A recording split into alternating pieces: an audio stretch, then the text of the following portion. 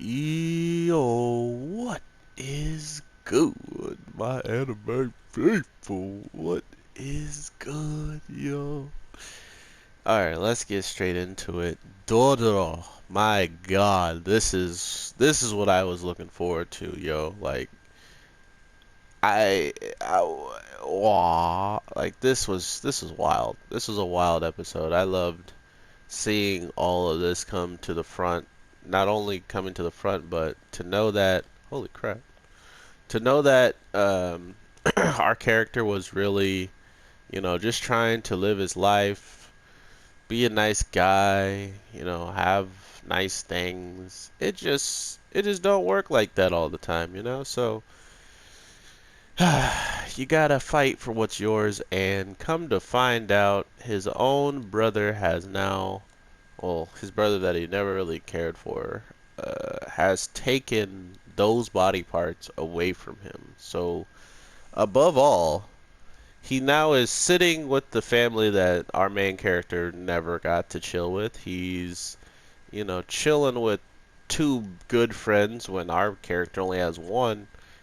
Well, I guess he has two, the priest, but the priest kind of treats him more like as if he's a more of a threat to the priest than he is a friend. He's kind of like, I don't know about you, kid. Okay, Sanji, you think you're so hot until I destroy you. Um, but yeah, I was really looking forward to just seeing what they're going to actually do with all of this. I mean, we have a character that clearly, whatever has been going on, it's been molding him and changing him every single time, and sometimes for the better, sometimes for the worse.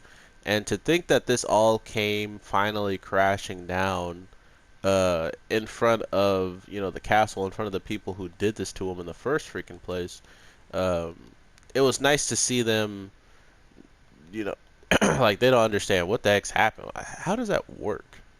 They don't understand what the heck's happening to them, but what they do know is they could get bodied at any given time or any given moment because of this kid that they have set loose by trying to make a contract. So not only does he come back and he sets loose on everybody, but I think the best part of all of this is if you betray a horse's loyalty, where that horse already didn't want to leave its baby, that horse already didn't want to be in your fight, that horse was just trying to be a normal horse and make more babies and enjoy them and watch them grow up and stuff.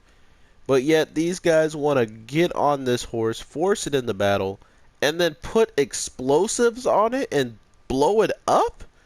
Like, bruh, where is the loyalty? Like, I remember back in the day when horses were the only transportation you got, and they're using them as if they're just the most exposable things of all time. So that had me feeling some type of way. So, of course, when I see the same guy who went out of his way to straight up blow up a horse the way he did, and I saw him get set on fire by that same horse, I clapped, I cheered, I was happy. You can't stop me from being happy about that, okay? Okay.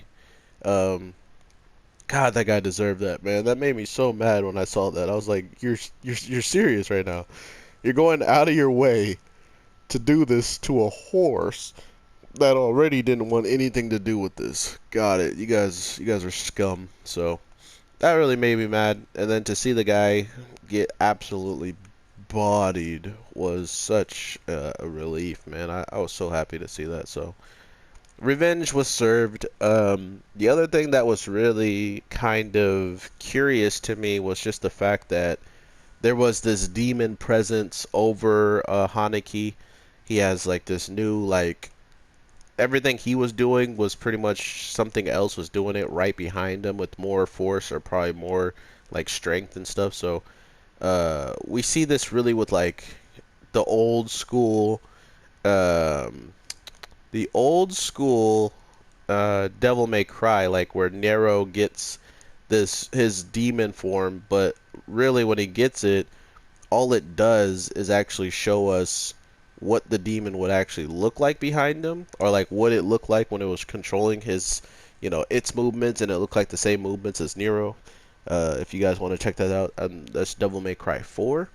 Because a lot of the other Devil May Cries, they do like a full body transformation and stuff, and I'm talking more like you're so powerful that you should have transformed, but instead something came out of your back completely, like as its own living being, and it's adding an extra, like an attack on every attack you do. So that's what it felt like with Hanaki and how he was swinging around his weapon today. I mean, not only that, he has a horse that's bringing up a flame tornado as soon as it starts running forward. So absolutely hype stuff, guys. I was freaking out like a little schoolgirl. Sure, I don't want Hanaki to bite the dust, but there's so many scum in this world, and there's so many like trash people in this army that deserve this. But at the same time, him delivering all of these death blows, and even the horse that got betrayed getting to put in some death blows, they're just going that much further into the darkness, that much further into becoming a demon. Um, and that's the part that hurts the overall end game for me, is like if he loses it and he becomes the thing that he, is supposed to become, which is a demon or something. That sucks. That really sucks. But the end of this episode had me so mad it ended. Oh my god, I was I was like, you're seriously gonna end it like this? This is how you choose to end it?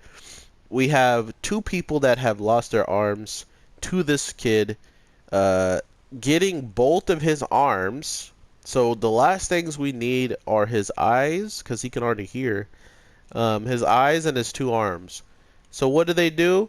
They give the two arms to the people he's already disarmed, and then he gives his two eyeballs to the guy that he hates the most. Oh my god, bro. Like, this show knows how to just be very, very creative and very out there. And I think that's why I'm so entertained by it overall. I mean, to think that they were going to straight up show us some of the most like battle scarred characters, and then they probably are going to become so much more helpful in this fight compared to when they just helped. I mean, they have like a demon's arm practically, so there's not too much you can do wrong there when it comes down to probably attacking.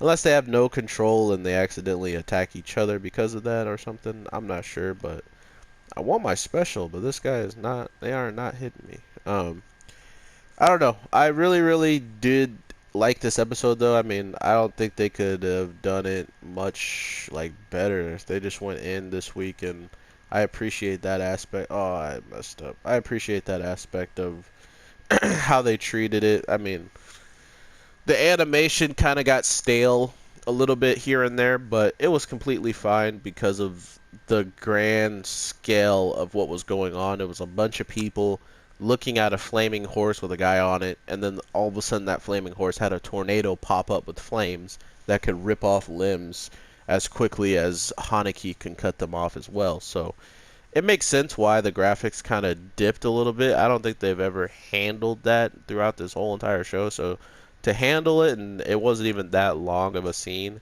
I think they just did the quickest animation work they could on it and just put it out.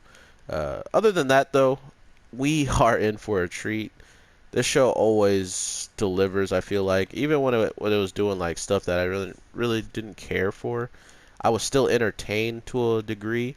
So that's always a plus for me if they can do stuff, and I'm always into watching it. So the audio coming to an end very, very soon, so I hope everybody gets a chance to binge watch it once it's over, or if you're watching it with me as well, then I hope you're enjoying it as much as I am here and there. So with all that being said, I hope you guys have an amazing day, night, evening, whatever the case may be, and I will definitely talk to you all very soon.